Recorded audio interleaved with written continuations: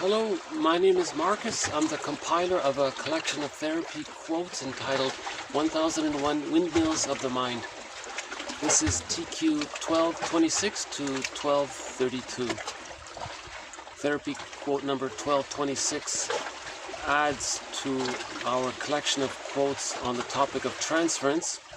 So transference is one of the roughly 25 threads that run throughout the series. So the idea of transference is that if the child has a painful experience, it's stored in his pre-verbal memory system or his implicit memory system, but it's painful. And in the repetition compulsion, the person might try to communicate his painful childhood experience, but he doesn't have the words for it. So instead he relives it or reenacts it through his behavior in the present. So he's transferring the past into the present with the other person. So there's a dyad there, the child and the mother, that's a dyad. And then with the therapist, that's another dyad. And then you're in that, the theory is if you're in a safe place with one other person, with your friend, there's a chance that the unconscious wants to communicate what happened to the friend or to the therapist or to the caring other, let's just say. Grief is healed when it's witnessed by a caring other. So whoever that caring other is, right? Again, if there's a painful experience, the theory is it's called repetition compulsion. The person wants to redo it or relive it, so it's not, so he can so-called master it or not feel it as it being so painful as it was before, to get a better outcome kind of thing. So he's repeating it. Right? So that's sort of the positive intention of transference. It's so as we mentioned in another thread, projection, okay, something from the past, and you see it in the present. That's the vehicle of making the unconscious conscious. So transference is sort of similar idea. You know, and someone said transference is an attempt at recollection. We want to replace action to memories, right? So this is 1226 from somebody named Arlow here. Okay, the therapy process and the transference have come to be understood in terms of a repetition of the nurturing interplay between mother and child. Since the critical disturbances take place before the consolidation of psychic structure and prior to the acquisition of speech, at a time when the psychological and the biological merge into each other, there are few verbal residuals or memory traces to be found in the productions of adult clients. As a result, elucidations of these very disturbed early object relationships are reconstructed from the data supplied by the transference interaction. In these cases, the interpretation of the transference has become at once a most important and most difficult issue in psychoanalysis. So he's saying that, we had another quote where the therapist said to the client, what you're trying to reenact with me here in the present is you trying to communicate what your childhood was like. That's transference, right? So he's communicating with his actions in the repetition compulsion. But he makes there's an added element to this quote. He's saying here that a lot of these memories are stored in the implicit memory system or the pre-verbal memory system. That's sort of more biological side of the person. Now this took place before the psychological birth. When, right? So yesterday, so please, may I refer you to yesterday's video about the psychological birth. So Margaret Mahler says that that the psychological birth doesn't happen automatically with the biological birth. That the psychological birth takes place a little later on, at the age of 3. And there's this process from birth to age 3 to reach the psychological birth, or whole object relations, right? So a lot now, if there's trauma before the age of 3, that means the psychological self doesn't have a chance to, it's separate from the biological self, so to speak. So the body-mind, so there's a gap there between the... So we had a quote yesterday about reuniting the body and the mind, you know.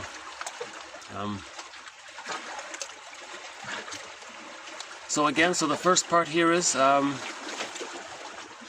the transference is understood as a repetition of what took place between the mother and the child. The person doesn't remember it, okay, and this takes place before the internal object relations world is established. So may I refer you also to an earlier video on Fairbairn's theory of the endopsychic structure. That's sort of the map of the inner continent, right? Called the internal object relations world, or the psychic structure. Psychic structure just means, you know, clusters of memories around different themes, and these are called internal objects. And we have an internal object or a cluster of memories around the theme of the loving mother, linked to a part self-representation of being loved or having been loved. These are two internal objects, right? Part mother or part other, that's loving. Part self, that's loved. Now hold on a sec. No, that's just a crow here.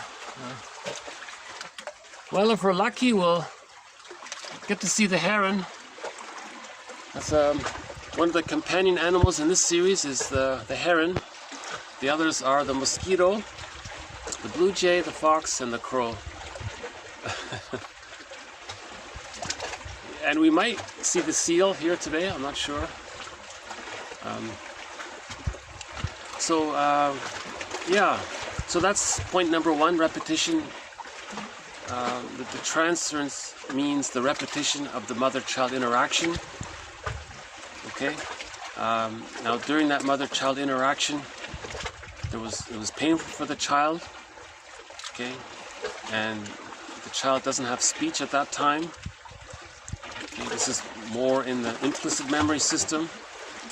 So there's no memory, the child doesn't remember. The hippocampus comes online at the age of 3, they say. The hippocampus is what allows the person to have conscious memories and verbal memories. They say around 3, could be earlier maybe. So again, if something's painful, they're going to repeat it.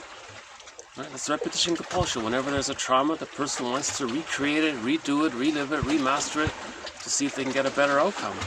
Now after the age of 5, it can't be done. No one in the present, no one can be that mother and travel back in a time machine to get a better outcome. But that's sort of what they're kind of trying to communicate, that they wish that they could travel back in time. So Burglar says that the person is trying to communicate what they didn't want to have happened, what they didn't like. So if the person, if the child was neglected or wasn't heard, and then in the present they always assume that others are not listening to them, and they give off that impression, they're trying to communicate that when they were a child they didn't like it that their mother ignored them. So in other words, in the repetition compulsion or the transference of the past into the present, it's an attempt to communicate what the painful childhood situation was like. Now the therapist sort of makes inferences about what the childhood pre-verbal memory experiences was, because he's repeating it in the present. So sometimes called past-present links. And in that movie mentioned earlier, the comedy film I Love Huckabees, there's an example of a transference interpretation where the person links, the therapist links his complaint in life and how he learned it in childhood. And we saw how he learned that in childhood, and that's why in the present he is doing what he's doing. So he was able to make this past-present link. So that's a very good example of transference interpretation in that comedy film I Love Huckabees, 2010, is it? 2005 or 10 or 7, somewhere around there. Again, Okay, the therapy process or the analytic process and the transference have come to be understood in terms of a repetition of the nurturing or lack of nurturing interplay between mother and child. Since the critical disturbances take place before consolidation of psychic structure and prior to the acquisition of speech at a time when the physiological and the psychological merge into each other, there are few verbal residuals or memory traces to be found in the productions of adult analysands or clients. As a result, elucidations of these very disturbed early object relationships, okay, these early disturbed object relationships, okay, so the painful interaction with the mother, they're reconstructed. They're reconstructed. So that's sometimes called a reconstruction. The therapist is reconstructing what happened. He's like, sometimes called a construction. He's saying, you know, this happened and this happened. And he's basing his guesstimate on what's happening in the present. He's trying to reconstruct what happened. So he's like a detective, right?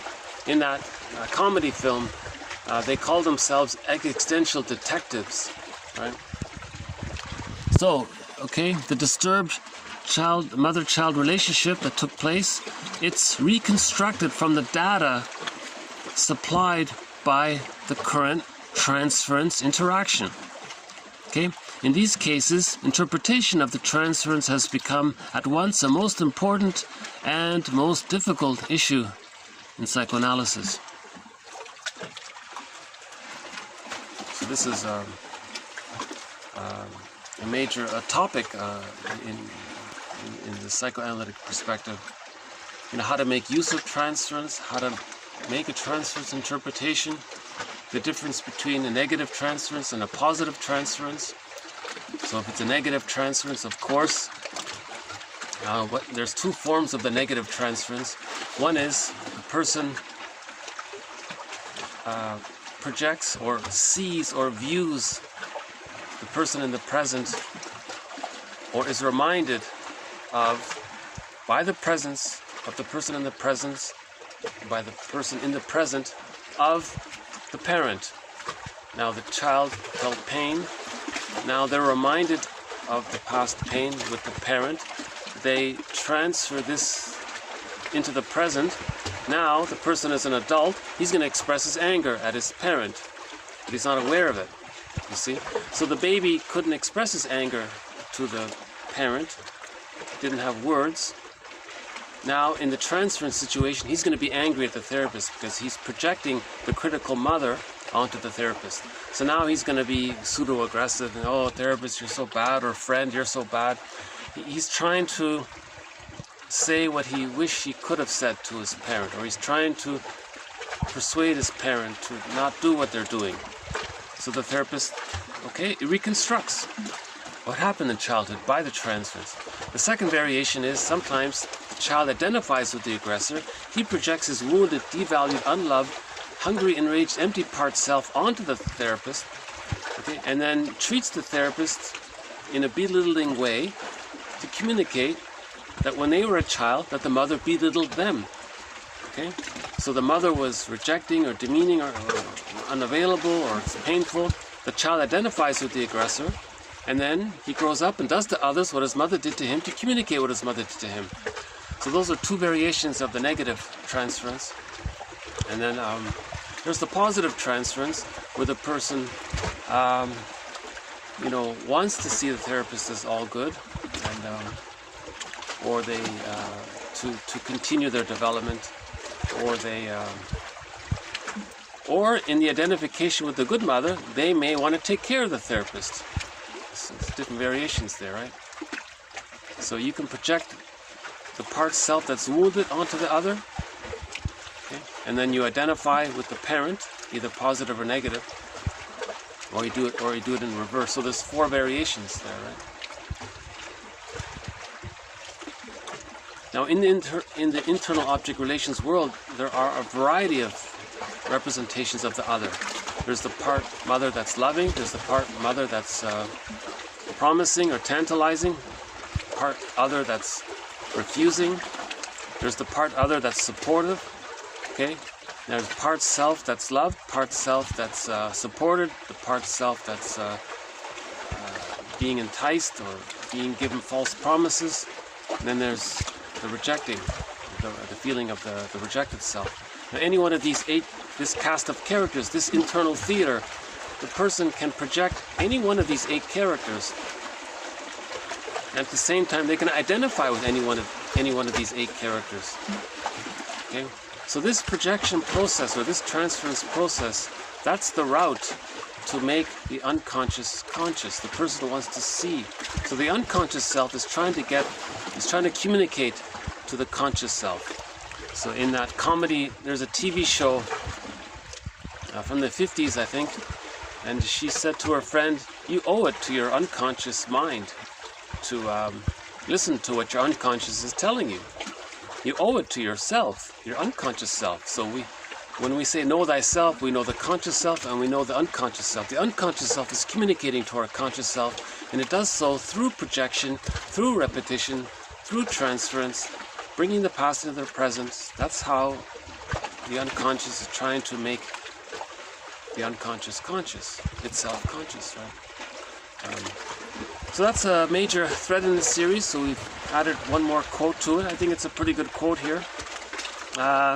Okay, on the same theme, TQ 1227. Repetitions in the transference are to be substituted by memories. Repetition in the form of action or behavior and affect is a kind of remembering, albeit unconscious. It's a kind of remembering. He's trying to remember. You see, he can't remember with words, so he just does it through his actions to say what happened, what his childhood was like. So it's an attempt at recollection, right? So the goal is to replace the repetition, the action being repeated, with memories. Okay, then if the person get their memories, then they don't need to repeat it. Because they've digested it, grief is healed when it's witnessed by a caring other. Because they don't have conscious memories of it, or they haven't digested it, they haven't integrated it into themselves, it's split off, right? Body, mind, that's why it's seeking integration. We're always seeking integration. Okay, 1228. Okay, 1228. So another thread in this series is on what's called the Decosta style of parenting. So this is a tough one as well. So we've been using the self-help slogan, mothers are there to meet the needs of the child, not the other way around. If it is the other way around, then we're calling that the Decosta style of mothering.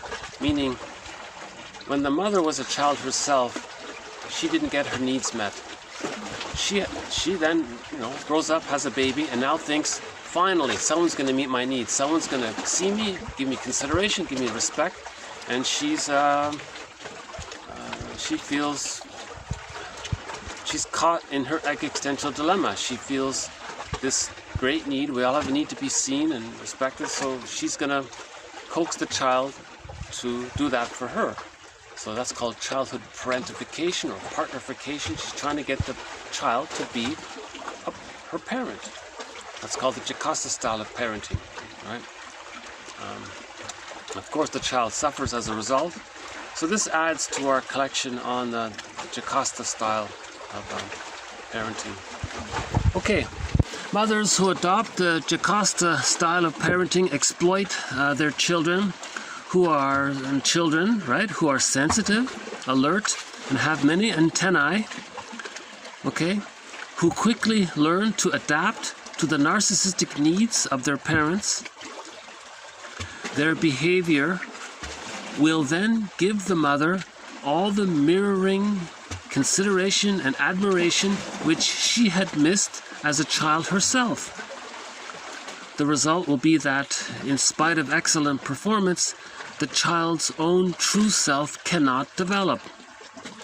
Of course, the child's true self cannot develop if all of his energy is devoted to mirroring and pleasing his mother. Right? So the mother wants consideration, she wants respect, she wants to be seen, she wants to be right. Finally, she's going to get some human being to mirror her. So that's Kohut's argument. The child needs to be mirrored or attuned. Yeah? So the child has a need, the mother sees it, she meets the needs. So there's mirroring. But the child doesn't get that. They identify with the aggressor, they grow up, have a child, and then project the frustrating mother onto the baby. Okay, baby, you're going to play the role of my depriving mother, but now I'm in the one-up position, and I'm going to train you to see me and take care of me. That's the way. Now, the poor little baby cannot say, hey, Mom, are you trying to communicate what you needed from your mom? Are you trying to communicate that you didn't get your mirroring needs met? Is that what you're trying to say with me? That's Bergler's argument. He calls that a negative magic gesture. For the mother to treat the child like that, Bergler says she's trying to say that she didn't get those needs that she's trying to get from her child met when she was a child. Okay, so that's from Alice Miller. Yeah, her book is difficult to read, Alice Miller. The most difficult authors to read, I would say the three most difficult authors are Alice Miller, Leonard Shengold. Oh boy, that's the toughest one, I think. I can't read half of his stuff. Leonard Shengold. But, you know, someone's got to say it. He says some difficult things. He calls the Decosta mother. Okay, his metaphor is that if now you look at myths and fairy tales are there to describe the Decosta mother. So any frightening animal or any dangerous, frightening animal or creature in a myth or fairy tale, that's Decosta mothering. That's how it feels to the child. Right? So, you know, ideally, let's say a mother reads a fairy tale to their child. There's a good witch and a bad witch. The mother's meant to recognize that the good witch and the bad witch are both the mother, but the child can't deal with the mother being frustrating. So the bad witch is a second person. It's another person. It's not the mother. The mother's only the good character. Right? That's called a splitting defense. Now the mother reading that story is meant to maybe integrate it and recognize for herself how is she being rejecting. Because from the child's emotional point of view, the mother is like a frightening creature, you know, when she's refusing. Right? Now, ideally, by the age of 3, the loving memories outweigh the frustrating memories. Then everything's okay because it all gets resolved. But if there's a trauma before the age of 3, then in the unconscious fantasy of the child, there's this image of the rejecting mother as being a frightening creature, as Shengold describes. I can't even repeat some of those creatures, you know. But if you look up Leonard Shengold, that's tough reading. So Alice Miller, and the third one is Lloyd DeMaz. Those three are tough to read. Okay, one of the threads in this series, another tough topic, is on prenatal distress syndrome. That there is such a thing as prenatal trauma, prenatal distress syndrome.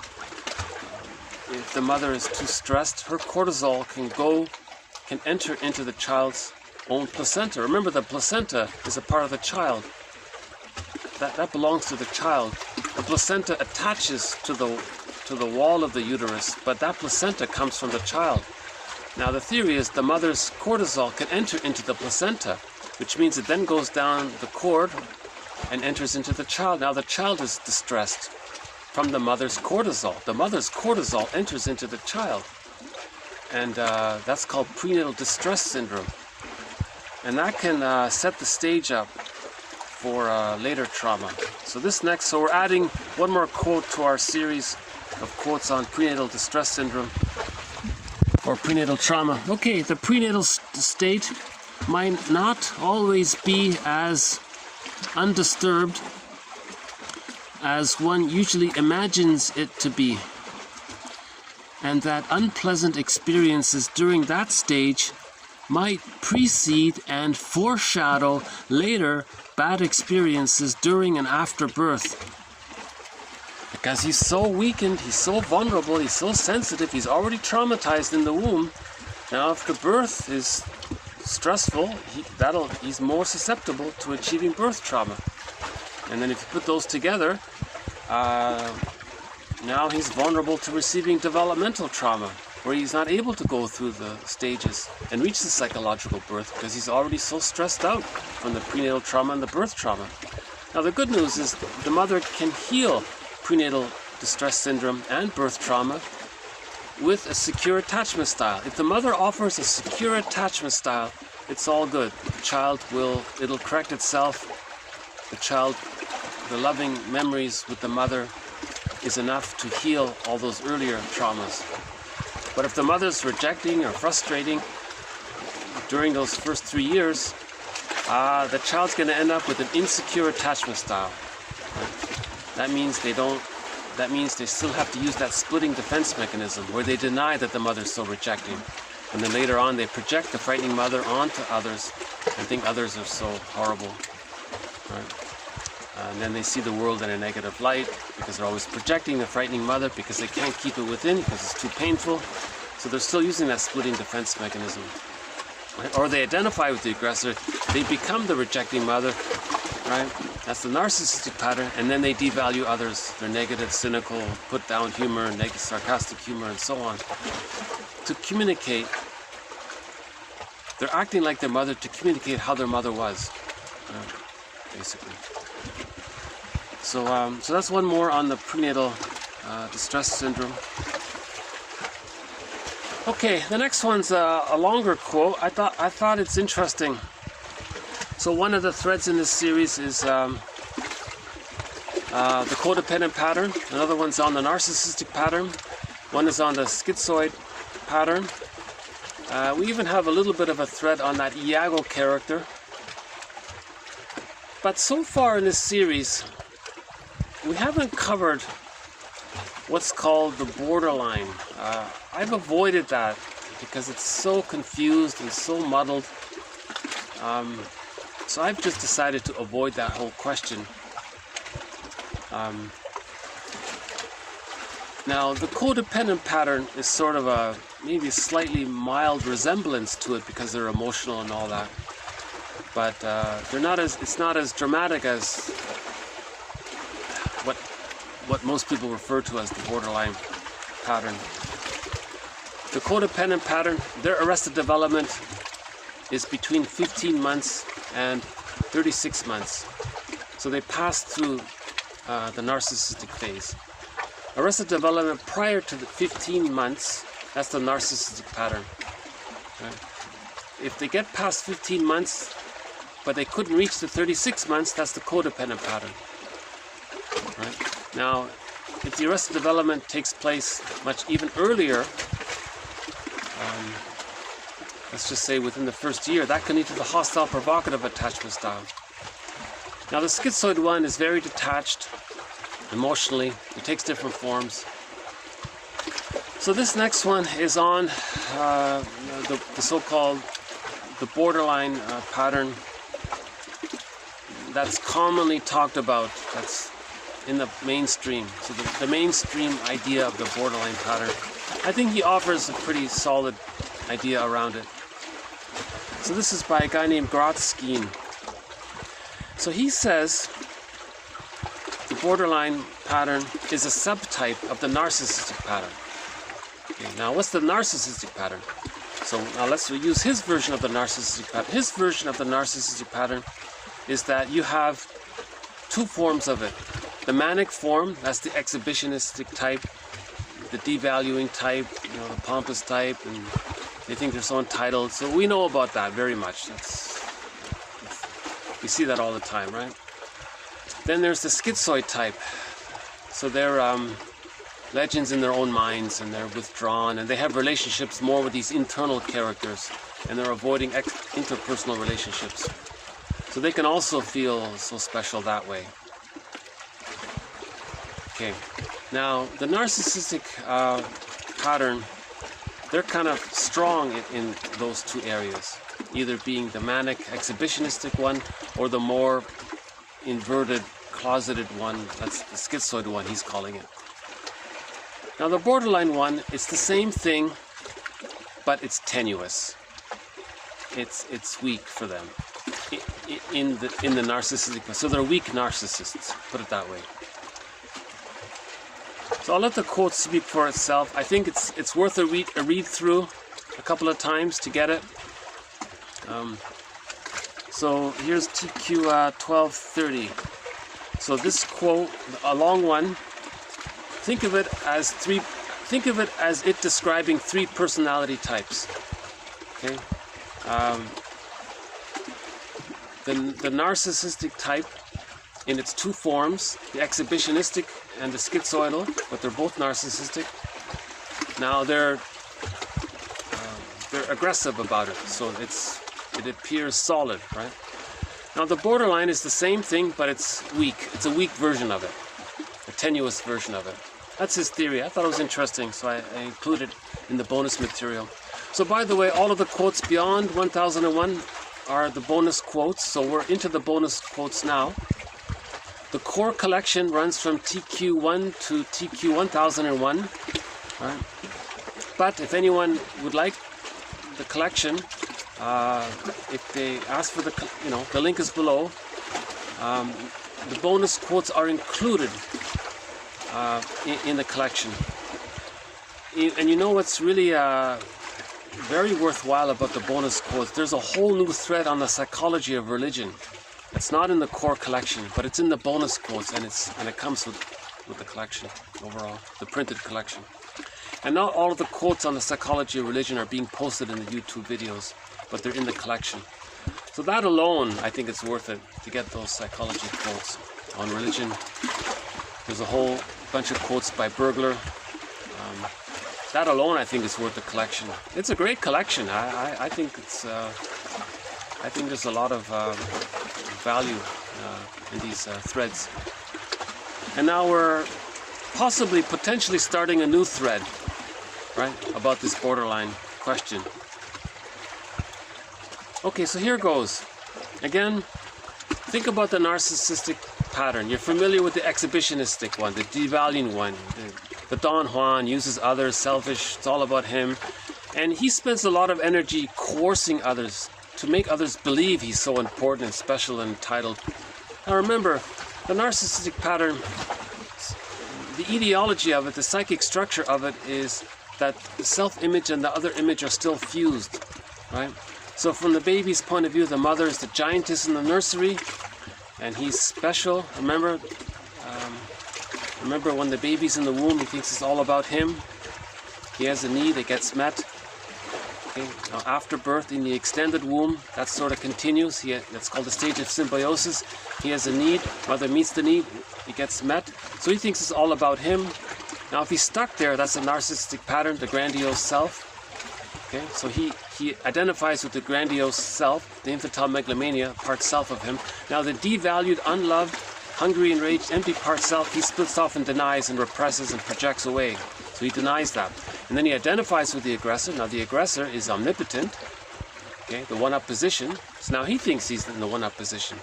So that's the ideology of the I'm okay and you're not okay.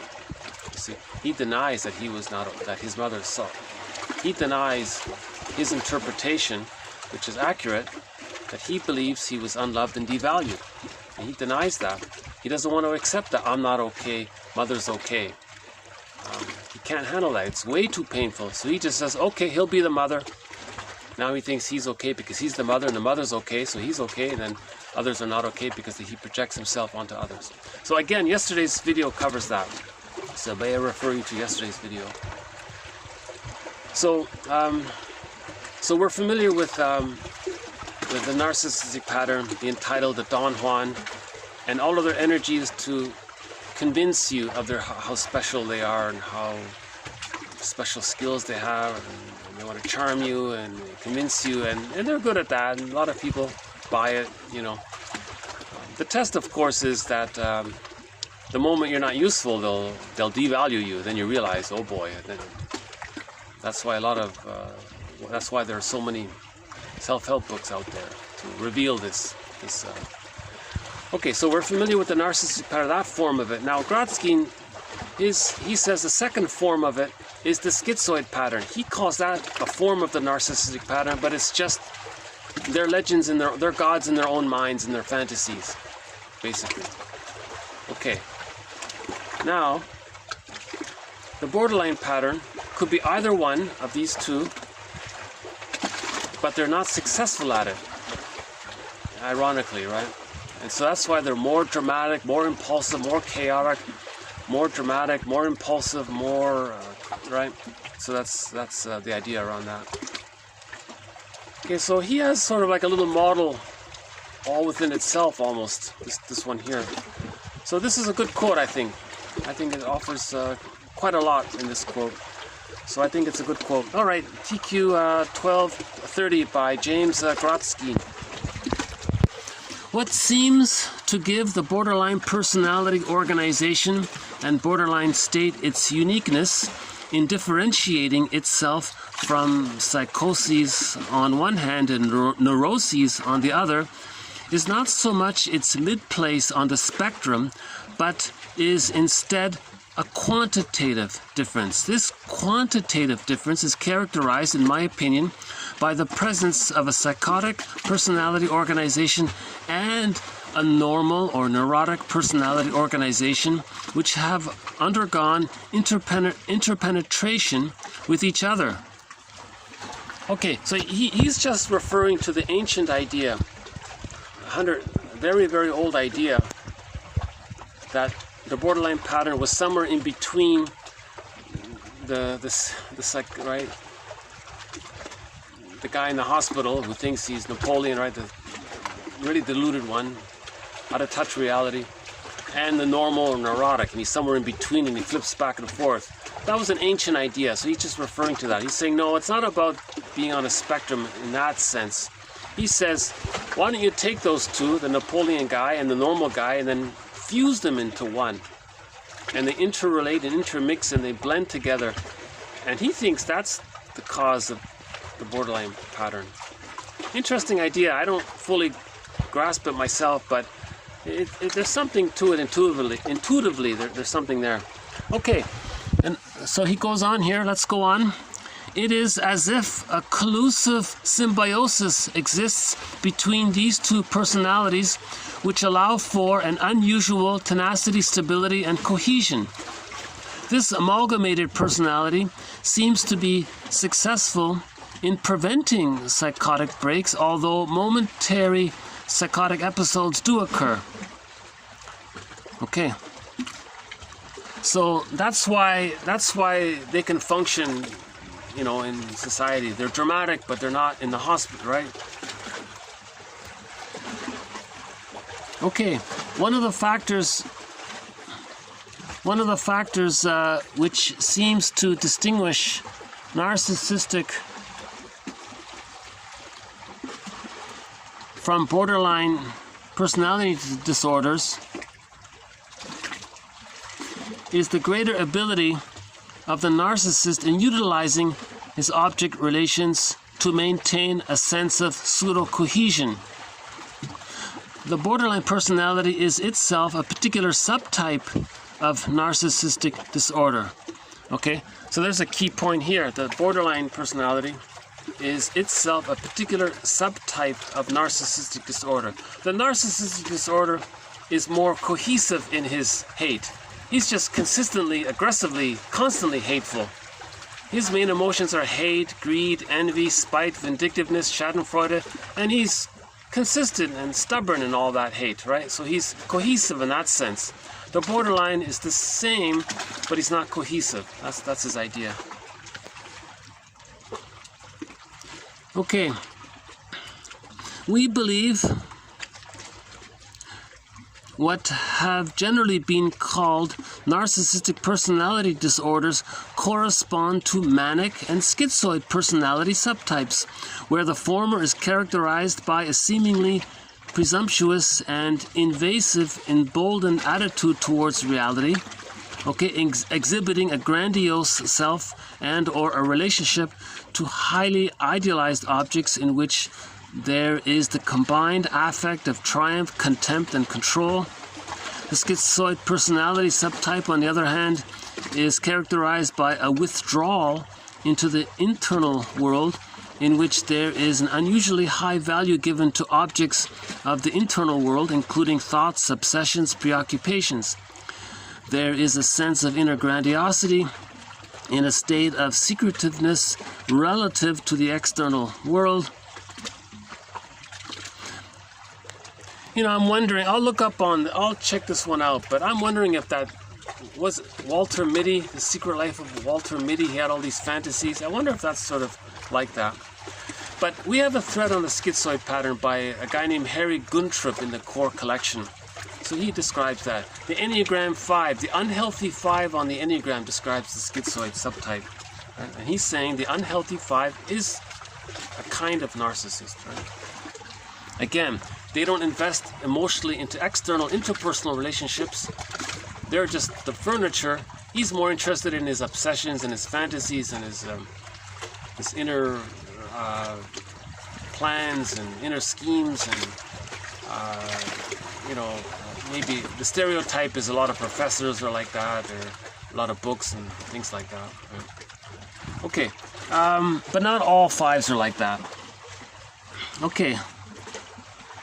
So there's still that grandiosity. Thus, the narcissistic personalities would seem to be characterized by a characterological, manic defense against awareness of dependency on external objects. So they don't love anyone. Awareness, a defense against awareness of one's inner needs. They don't know how they feel. And or a schizoid withdrawal from such awareness so as to maintain a sense of inner pseudo-autonomy at the expense of one's relationship to the world. So they have this, the ivory tower kind of thing. They are successful in getting people to believe, if they are manic narcissists, or the exhibitionist, or the devaluing narcissist, or the Don Juan, let's say, the charming one, that they are indeed grandiose, and or that they are good acolytes for the object's grandiosity. Or if they are schizoid narcissists, that they indeed have some rich inner thought process, which is oracle or prophetic. So they want to make people think they're so wise or something. At the other end of the spectrum of the manic and schizoid personality disorders. So now, if you take that manic and schizoid, what we just described, as being successful on one end of the spectrum, now we can have a spectrum. So they're on the successful end of that. So in terms of success or failure, at the other end of the continuum of this manic and schizoid personality disorders. So the narcissist is the successful version of the manic and the schizoid. On the unsuccessful, these are the borderline personality disorders.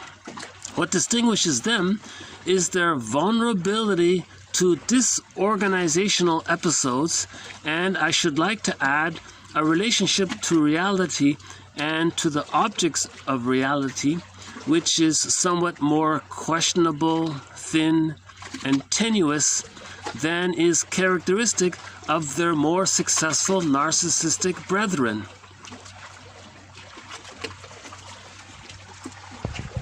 So their narcissistic brother is successful, and he's an unsuccessful narcissist. So that's why he's so dramatic. So the unsuccessful narcissist is so dramatic because he's flailing about in his efforts to be narcissistic. So some women might be very dramatic and hysterical, let's say, but maybe they have the narcissistic pattern, but they're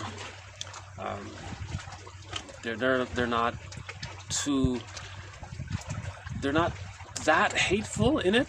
You see, people with the borderline actually have they have some normalcy with them, fused with the, right? So they are a little more relatable, right? They actually have some more caring skills about others. Masterson makes this point. But those with the narcissistic pattern, okay, they objectify others, use others, exploit others. They don't want to advertise that, of course. They want to coerce others to admire them and think well of them and all that. So how that works is the person with the narcissistic pattern, either the manic version or the schizoid version, using Grotsky's model here, what they do is they can devalue others and think that they're being devalued, and that's why they have to devalue others. So, okay, because the self and the other in the psychic world are fused. They identify with the aggressor, but they are the victim. So when they devalue others, they feel that they've been devalued, and that's why they devalue others, and they're caught in this Sisyphus loop. Yesterday we had a quote about idols. So that's his idol. The narcissistic pattern is an idol, right? Doing that, or the schizoid pattern, that's a false idol, right? Oh yeah, yesterday's quote was about false idols, right? May I refer you to yesterday's video? I thought was maybe a good one. The last quote there talked about false idols. Yeah. So all of these dysfunctional patterns are worshipping false idols, right? Wanting to put down others, and then to think that you're the victim, and even though you're the victimizer, you see, and then you rationalize it, and it's called a splitting defense mechanism. They're not aware of the other side because they project it, and but unconsciously they're fused. You see? Okay. So I'm not sure how well I presented it here, but the quote is printed below. Please read it, on your own. And I make this request because I think if you read it on your own, it'll come through. The message of the quote will come through better by reading it.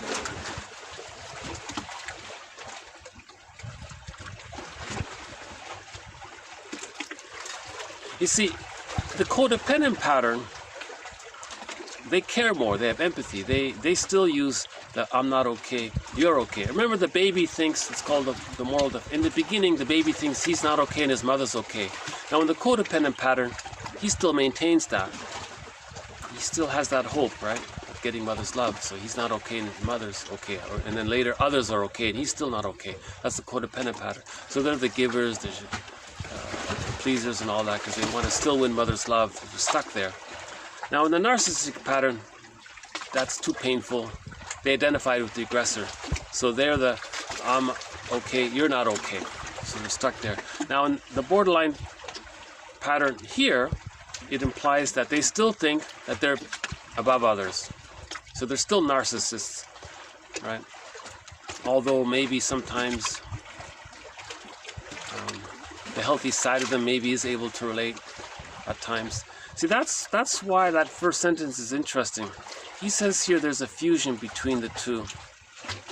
But with the narcissistic pattern, they never really reached the psychological birth. He's saying here maybe the borderline one has a bit of both somehow. It's a mystery how that would be. That's why there's such a ongoing debate about it.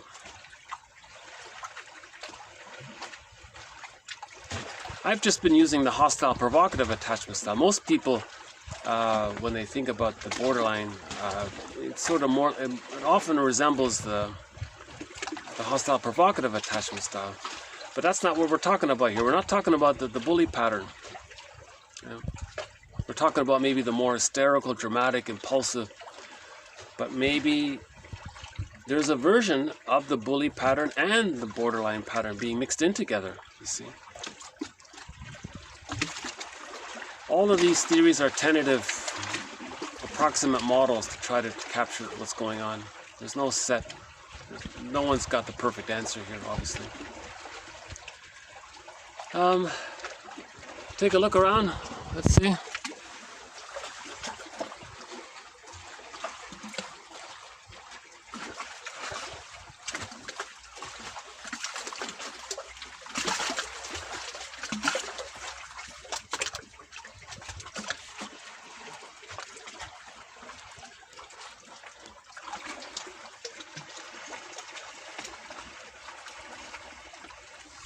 Okay, so the narcissistic pattern, again, the understanding of it is that the mother used the Decosta style of parenting. Okay, the mother used the child to meet her needs. It was painful for the child, so he identified with the aggressor. From the child's point of view, his mother is good and he's not good. Okay. Now the mother was exploiting the child, so now in the identification with the aggressor, he's going to exploit, use others. So that's the devaluing or manic narcissist. To use Grotsky's term, that would be the manic narcissist. Now if that's forbidden, he may detach from it all and become the schizoid narcissist. Okay. Now, either way, if the person is tenuous about it all, because maybe they had some healthy experiences and maybe that's confusing them, so they're a little chaotic there. That's Grotsky's idea of the borderline. So there may be some healthy elements that's confusing. In other words, some goodness in him is throwing off his hateful script, his traumatic script. He has some goodness and it's interrupting his hateful cohesion, put it that way. The narcissist has a hateful cohesion, so they're set, and they look aggressive and all that. They're steady in their aggression, right? So they're set, they're stubborn in their hate, let's say, and they're stuck there, right? Because they fully identified with the aggressor. Because it was too painful. The more painful it is, the more the child's going to use identification with the aggressor. Again, yesterday's video. That's a good video. I'd like to recommend yesterday's video. TQ 12. I think it was 16 to 12:25. The last video. Okay, we'll end on two short quotes here. Okay, the aim of analysis is to help the client understand and so overcome emotional impediments to his discovering what he innately already knows.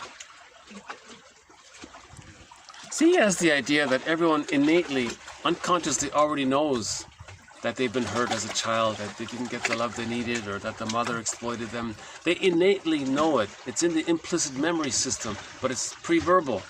So therapy is to know what you already know, but don't know that you know. That kind of thing. Okay, the last one here. I have come to believe that the more healthy a person is, the more consciously does he live in the knowledge that there are internal objects, each bearing some sense of identity value within him. Okay, this is a good quote that follows up on Fairbairn's model of the endopsychic structure. So again, we have 6 mentors in this series. William Fairbairn, who describes the endopsychic structure. Melanie Klein, about the positions, splitting and projective identification, and the 2 positions. Margaret Mahler's theory about the psychological birth and the separation individuation process. Masterson brings it all together, called the Masterson approach. The work of Edmund Bergler and the work of Karen Horney. They are our 6 mentors, and Robert Bly makes an occasional appearance. Now this last quote here, I think, is a good follow-up to Fairbairn's model. So just very briefly, those 8 characters mentioned earlier, it's as if these characters, so now let's borrow a fairy tale or a myth. That's a metaphor for these internal object relations characters. They're fantasized personifications of these 8 characters. Let's just stick with the 8. Obviously there are more. Now it's as if the metaphor is each of these characters has a mind of its own. So he's saying here, can you recognize that your internal object has some sense of identity, value? They themselves have a feeling of a... And I don't use subpersonality, but some people like to use this idea of subpersonalities or states, self-states. I don't really use that jargon, but I think, we're using... This whole series is object relations theory. So object relations theory talks about the internal object relations world and how that influences how we relate in our external interpersonal world, how the internal filters how we see the external. If it's harmonious in the internal, then we live in the present and we enjoy the present. If it's too chaotic in the internal world, then if there's too much projection going on and we're not really enjoying the present because we're stuck in the past, because it's too painful in the past, and we're trying to master the past, we're trying to heal our childhood. You see? So one way to talk about how we're trying to heal our childhood is say, well, let's say each one of these internal characters has a mind of its own or a value system of its own, right? Now, how do we relate to this? How do we deal with this? Okay, so so that's the idea about, when you wake up in the morning, you have your dream journal. So TTAQ, okay. All of those scenes in the dream, they all come from one psyche. You want to free associate. So yesterday we talked about TTAQ. You wake up in the morning, open up the book, a notebook, and you TTAQ. What's the title of the dream you just had? What's the theme, the affect, and what question is your internal object relations world? What question is your unconscious self, your unconscious mind, asking you, your conscious mind? Asking your conscious mind. So what's your unconscious mind asking your conscious mind? So you want to recognize that question. So that's so the goal is to give witness to ourselves. You see, with a secure attachment style, the child has what's called the internalized good object, or the holding interject. Okay. He has that enough love within that allowed the image of the mother as being good and bad, those 2 separate images, not as 2 separate people, but they're one person. The child can accept that. That's whole object relations. The holding interject allowed that. Now, if the child didn't get that holding interject, he's got that. Something's missing there, though. You feel. I think that's what he means by this basic fault, his metaphor there. That there's something missing there, the void there. We need something to bring the splits together. We need that third side of the coin to bring the 2 sides together. So these quotes, this knowledge helps to build a cup. Now this cup is a metaphor, Grail, let's say the cup is helping to hold our feeling self. To get to our feeling self, we have to bring the body and the 2 sides together. So all those 8 characters, okay, all of the part representations of the other, you want to get them all together. So we had 4 there. You want to bring the 4 part representations of the other together into one whole image of the other. Mother was an ordinary person, not a goddess or demon or seductress or all these other things. And same with the self. And so the internal object relations world, the goal is to have a whole image of the other linked to a part self representation that's whole. And then there's that's the psychological birth, meaning when the mother's frightening and rejecting, that means the baby needs the mother even more because he's not getting the love he needs, so he needs the mother more. The more unavailable the mother is, the more the baby clings to the mother. You see? So now, so much of the child's life force is attached to the frightening, rejecting image of the mother, which he denies. And in his hallucination, he thinks the mother's all good. So he's bad, he's not okay, and the mother's okay. I'm not okay, you're okay. So he does that in the beginning. Okay? So his life force is connected to the frightening image of the mother. You can fill in the blank. Whatever frightening image a person wants, a witch or a frightening animal or whatever, right? Now, when we build a cup, our understanding of what happened, we start to recognize that our mothers were caught in their existential dilemma, and that's why they used the Decosta style of mothering, because they didn't get their needs met. So our mothers may have had prenatal distress syndrome, birth trauma, and so on. So as we understand that, we start to forgive her, and we understand that. So that helps us to understand ourselves and what happened to us. So reparation of the other leads to reparation of the self. Now the split images are coming together. Okay?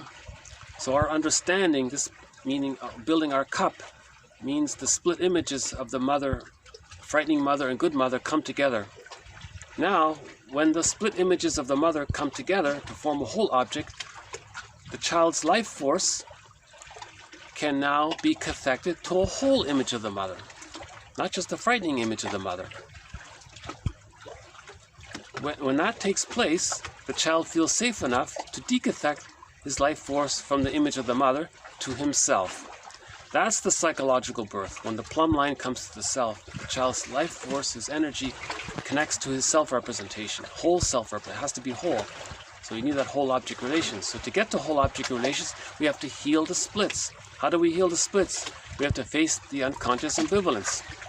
Okay? That's the mourning process. We have to accept that the mother was more frustrating and exploitative than loving. No one wants to admit that. There's a real resistance to it. Right? I only have like 1 or 2 viewers. That's how much resistance there is. No one wants to hear the idea of the reality that I have a small handful of viewers. That's how unpopular it is to think about the idea that the mother was rejecting. Impossible. Mothers are all good. Put her on a pedestal. She's a goddess. She's the greatest in the world. Greatest. That's not the truth. 50% of the time, the mother was more frustrating than loving. So the work of mourning is painful.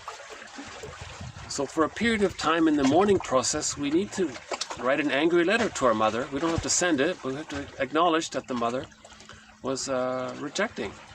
Now, mothers can help in the healing process if on Mother's Day, that's the day when they write letters to their adult children confessing that there was prenatal distress syndrome, birth trauma, situational trauma, right? Maybe the bottle was used and the schedule was used. That's trauma right there, of course. Right? Using a schedule, that's going to traumatize the baby.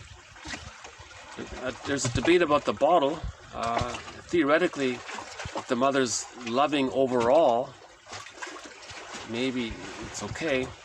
But chances are, if the bottle's used, there's going to be a developmental trauma. So the mothers need to confess about what happened in the pre-verbal years of the child. And that'll help the child to understand, aha, I get it. Now that's why now it makes sense. Now he understands why he is the way he is. Now he understands that he was relating to a mother who caused that. Oh, hold on a sec. Is that oh, it's hard to see there.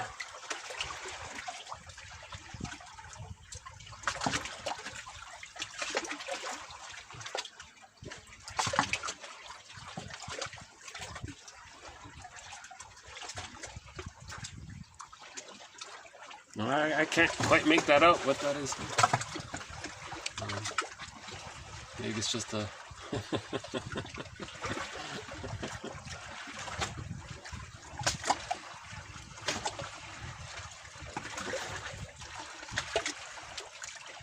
Yeah,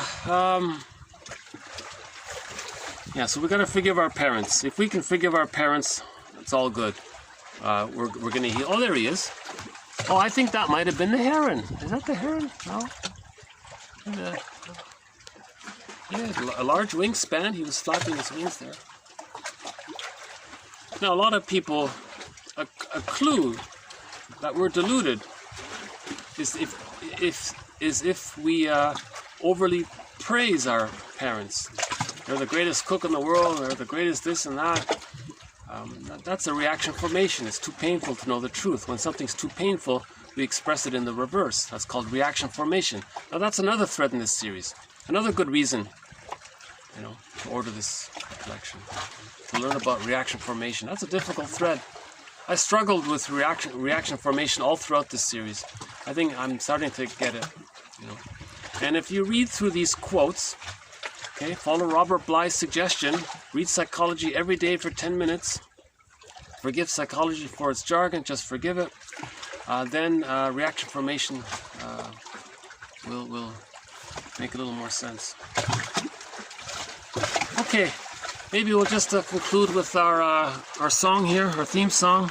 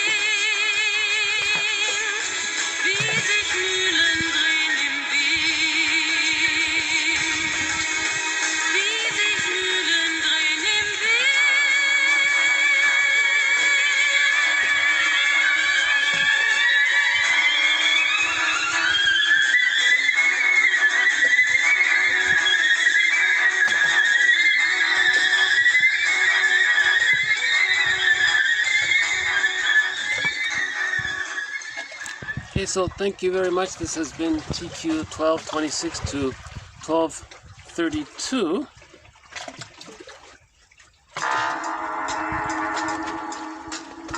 We started off with Transference.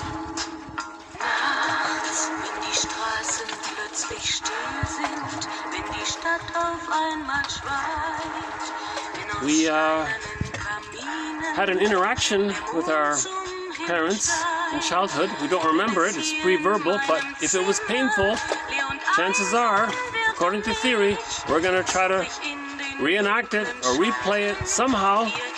Either we identify with the aggressor and put others in the child role and do to others to communicate what happened to us.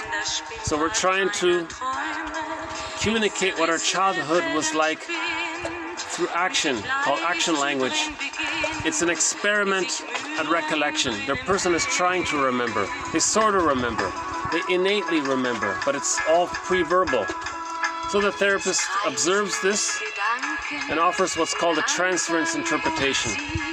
Transferences can be negative or so-called positive.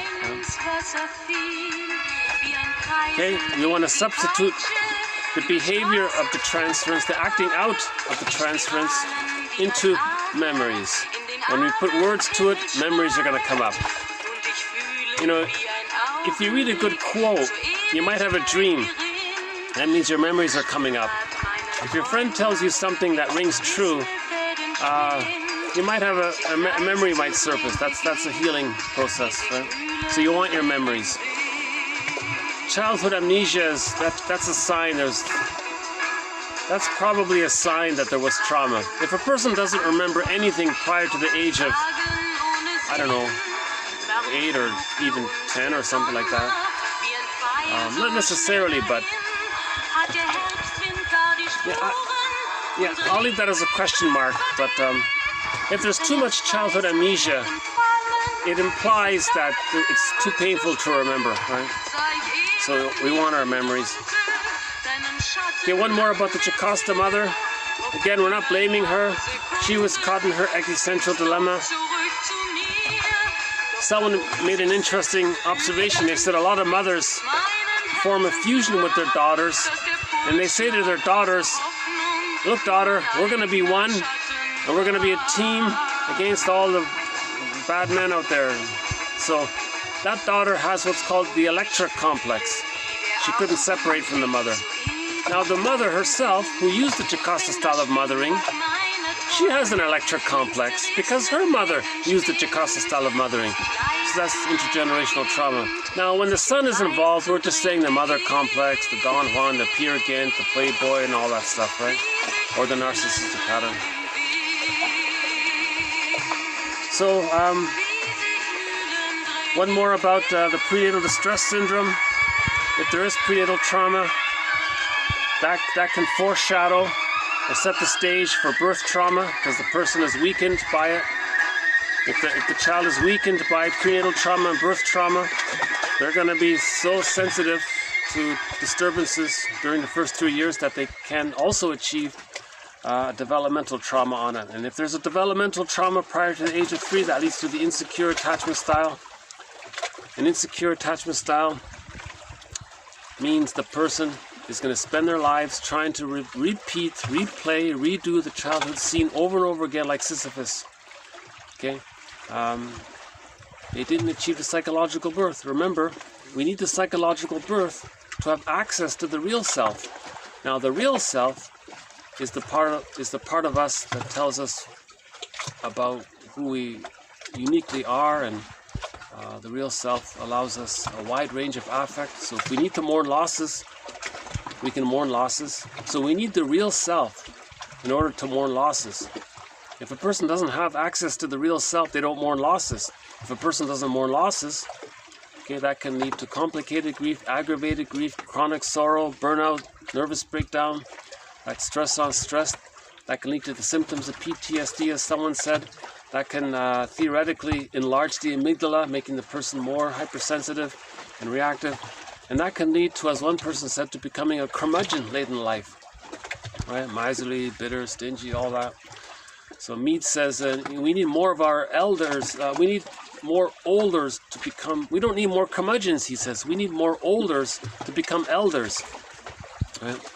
So to do that, they have to admit the reality of their childhood, that the mother was more rejecting. Sitcoms are useful in that way. Sitcoms show us how mothers use their children to comfort them.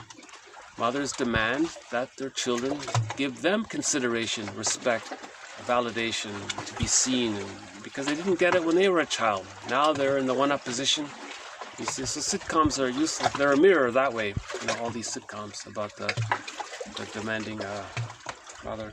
You know, again, not to blame her. We're just trying to understand. This is all about trying to understand. We only heal if we understand. We're not going to heal if we're stuck in blaming, right?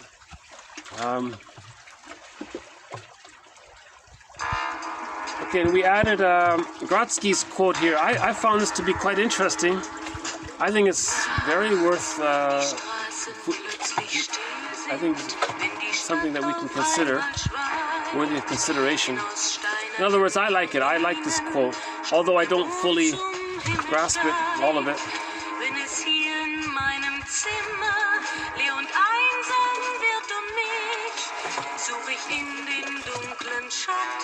So, although the borderline may be more personable in some ways, he's saying here it's still a subtype of the narcissistic personality, right? The narcissistic pattern, right? It's not the codependent. The codependent, they're very generous. They give a lot, but at their expense. That's the codependent pattern. Now, sometimes the borderline resembles that, but in this quote here, we're referencing the mainstream pop culture idea of the borderline pattern, right? Or what the books often talk about, this dramatic, hysterical, impulsive one. Yeah, they're afraid of relationships. They're afraid of intimacy, and like the schizoid, they think others are going to be too engulfing. Huge fears of being abandoned. So they can be dramatic. Don't leave. This is a love. Hey, I love you. I hate you. Don't leave me. A lot of these books about the BPD, they call it. So there's. Okay. So if we factor in the manic narcissist and the schizoid narcissist, we can better understand the borderline. That's what he's saying here. The aim of analysis is to help the client understand and so overcome the emotional impediments to his discovering what he already knows but doesn't know he knows, innately knows. In that comic book, I'll play it in the next video, in the comic book series Psychoanalysis, in the introduction there's a good quote about this one here.